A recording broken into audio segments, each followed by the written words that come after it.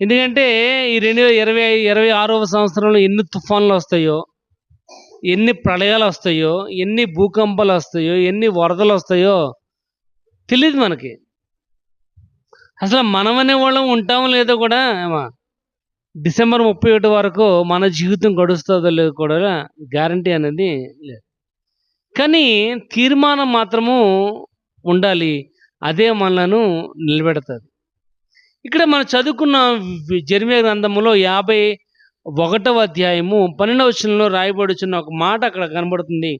యెహోవా తీర్మానం చేస్తున్న పని తాను జరిగింపబోచు. దేవుడు ఏమైతే తీర్మానం చేసుకున్నాడో ఆ పనిని ఆయన జరిగిస్తాడు అని. అంటే దేవునికి కూడా ఒక తీర్మానం అనేది ఉంది. ఏంటో తీర్మానం అంటే, తను అందరూ అంగీకరించిన వారందరినీ కూడా ఆయన పిల్లలుగా చేసుకునే యొక్క తీర్మానం కలిగిన వాడిగా ఉన్నాడు. కాబట్టి ఆయన యొక్క తీర్మానము చేసుకున్నాడు కనుక ఆ తీర్మానమును ఆయన జరిగిస్తాడు అని రాయబడుచుంది.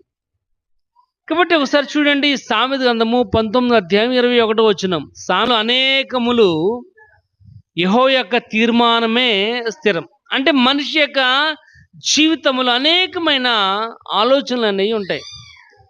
మనకు కూడా చాలా ఆలోచనలు ఉంటాయి. ఇక్కడ ఉన్న వారిలో కూడా చాలా ఆలోచనలు ఉన్నాయి.